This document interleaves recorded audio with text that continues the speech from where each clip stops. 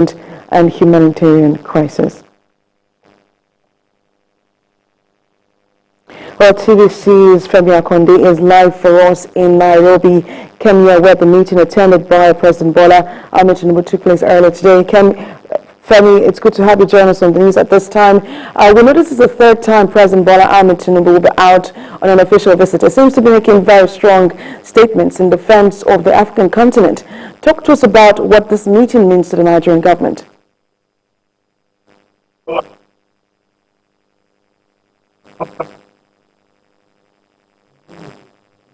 Femi, I'm hoping you can hear me. I'm saying that this is the third time we'll see Nigeria's President Bola Ahmed Tinubu go out on an official visit to represent Nigeria and also talk about the African continent. And he seems to be making pretty strong statements in defense of the African continent, talking about what this means. So I'm asking you, what does this meeting mean for Nigeria? Let's start from there before we go to the African continent. Well, this means that Nigeria is getting its voice back on the continent, not just in the sub-region of West Africa, now where President Bola Tinubu is the chairman of the ECOWAS Head of State and Government Forum. Now on the African continent, the leaders are now talking about that President Bola Tinubu's inaugural speech where he outrightly condemned military takeovers, and he called on the regional economic commissions around the continent, that is from the Central Africa to the Sahel to West Africa, to strengthen their institutions and their mechanisms to ensure that they stand firm against military takeovers, to ensure that they strengthen democratic institutions, because he is saying that, yes, democracy might be difficult to manage, but it still remains the best form of government, because so far military government in Africa has brought only poverty, displaced many people, in political instability, and all of that. And you know, President Bola Tinubu also has a history of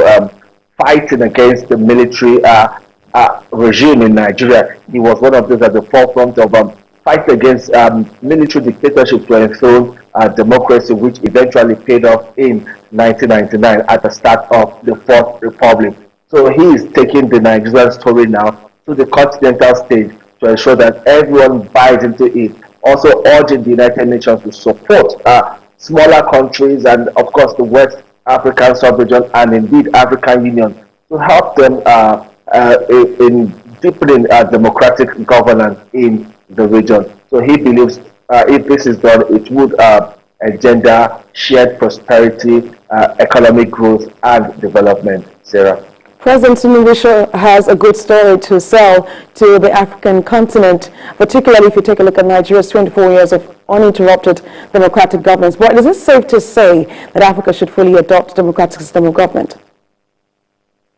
Yes, a lot of African leaders, governments are already saying that indeed that is the way to go.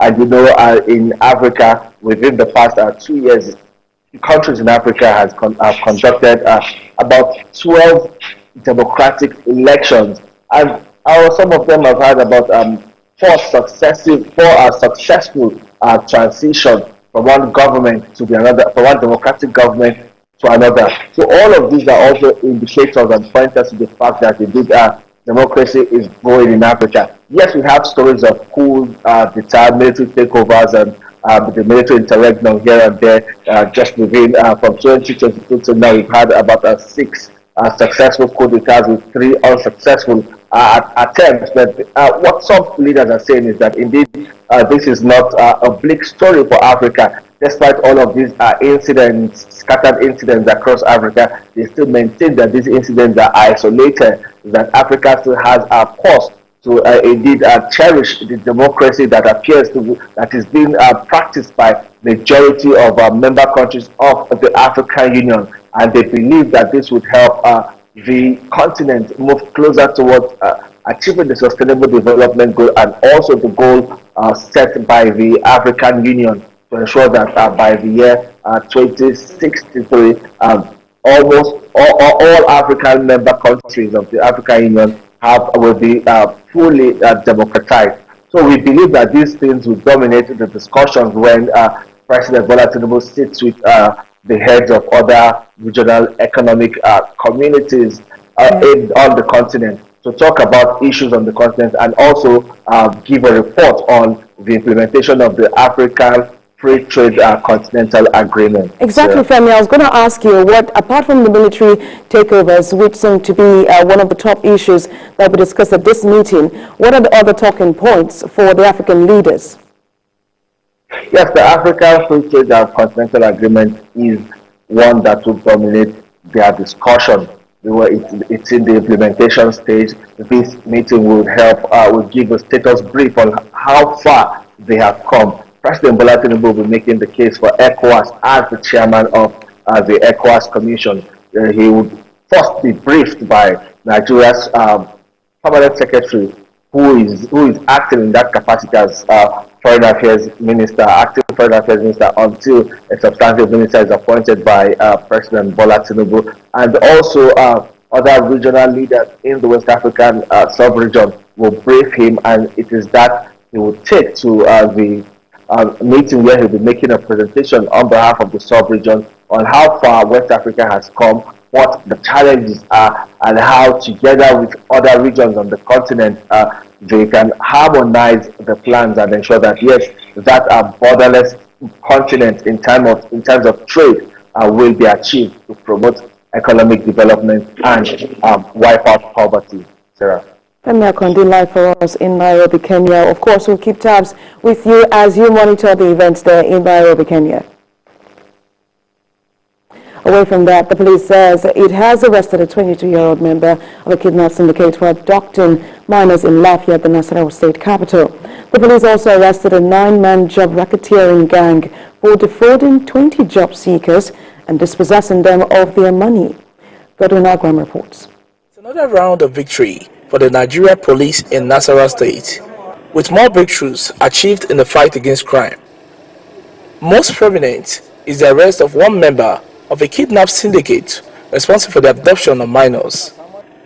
The suspect, who is 22 years old from Lafayette town, and 2 other members of his gang, had earlier abducted one 8-year-old boy in Lafayette. They requested for a sum of 300,000 naira as ransom from the victim's parents before his release. But they ran out of luck when they kidnapped a 5-year-old minor, and this suspect, who is a member of the syndicate, was arrested by the police. Efforts are on top gear to arrest other members who are at large. Upon his arrest, the suspect confessed to be responsible for kidnapping one Musbao Farouk, 8 years old, where they collected the sum of 300,000 naira from the father as exhibit before releasing the child.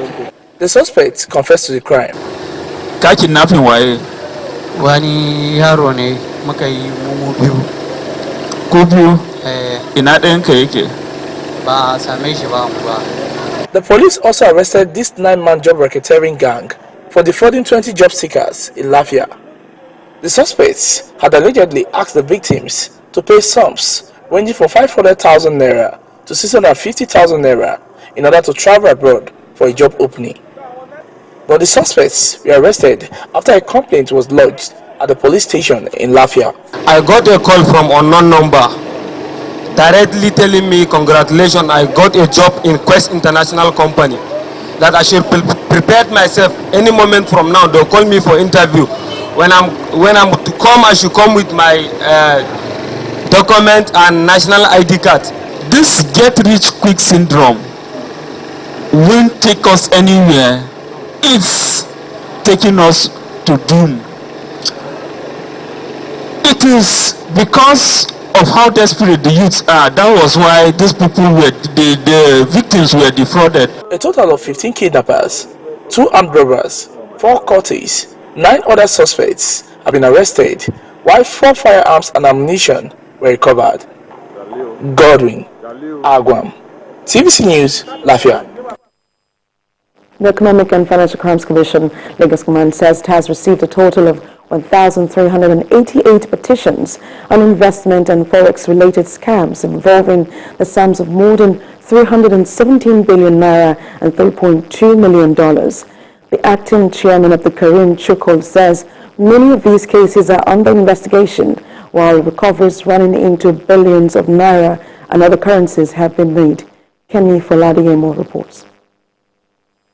The EFCC says that in Lagos, all manners of economic and financial crimes, such as forex and investment scams, business email compromise, as well as land and property fraud, find the economic nerve center of Nigeria environment a perfect location to incubate and bloom. This is why it commenced a workshop on economic and financial crimes reporting for journalists in 2022. Now in its second edition, it is hoping to build more synergy and understanding with the media. While the Commission's enforcement activities are directed at the perpetrators of these crimes, we are worried at the ease with which citizens fall prey to the wiles of the scammers. Their folly is energized by the desperation to get rich. Some of these crimes could be prevented if people have the right information. This is where your professionalism and collaboration are needed. We need the media to help in educating citizens to be circumspect in embracing investment opportunities, especially where the return on investment seems too good to be true. Topics presented to the beneficiaries include understanding the new money laundering laws and new trends in cybercrimes. Buying of a car is one transaction. And what you pay 40 times is one transaction. Once it's above 5 million, at the end of that transaction, you are supposed to send your report that XYZ person bought this car from you for so amount of money. And you keep the record of that transaction. The best password is a phrase or a sentence. So it is very difficult to actually hack your email, your password. What the bad guys will do is fish for your information, probably somewhere where you are putting that information, or somebody had called, which is which happens a lot. I say, okay, we'll send you an OTP. When we send it back to us. The moment you send that OTP, you are no longer in control. It is hoped that with initiatives as this, more Nigerians will be mobilized to take full ownership of the fight against corruption. Kemi Foladiemo, TVC News, Lagos. You're watching TVC News at 10. We'll take a moment and then return with more stories. Stay with us.